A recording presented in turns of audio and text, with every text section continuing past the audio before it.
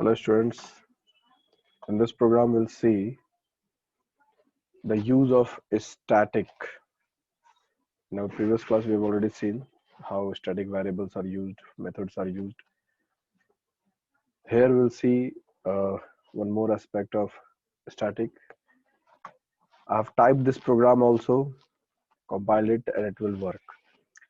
But I would like to tell you from here only, you may understand this. Look what it is trying to say simply about the static. This is a static class where static variables we have made a is equal to 3 and static b is not yet initialized. Okay, now we are making a static method whose name is meth, short for method, and one argument is there, int x. Now what, it's simply printing out the value of x. What is x? X is this, simply the argument. Then we have a, the static variable, and we have b, the static variable. Now the new thing here is the static block. Yes, this is the static block.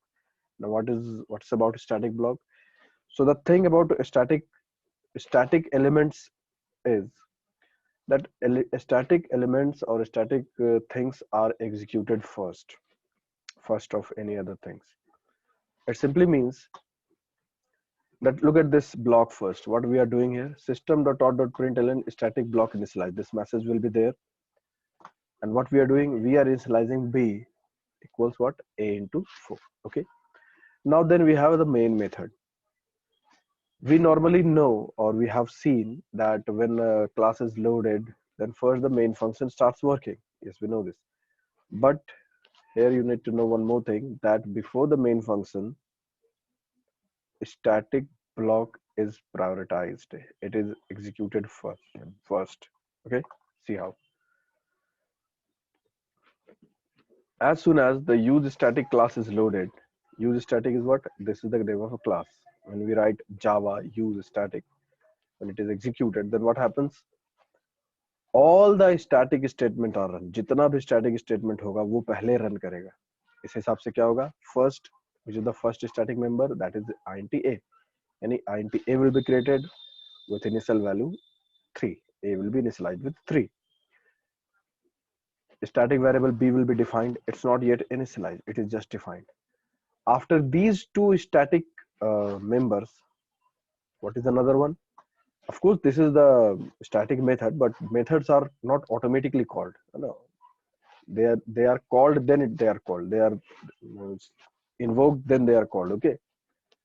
But here we have just a block named static. So this is the another static which will run first.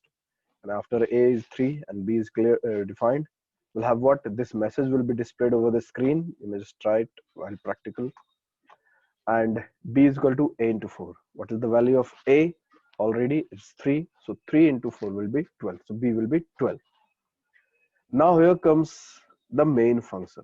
Now when main function will be called, and look at the way this method is called. Since this method is of this class, so it do not need any object or anything. It can be directly called in our main function of the same class. If this main method would be in other class that also the code, then we need to write something else. The name of class is written with the method name to call it.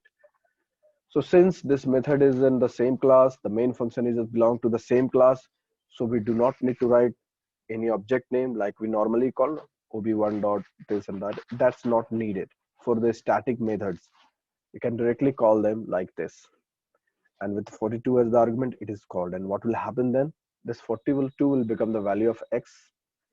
Now x value will be printed 42, then a value will be printed, which is 3 from here, and then b's value will be printed, that is 12.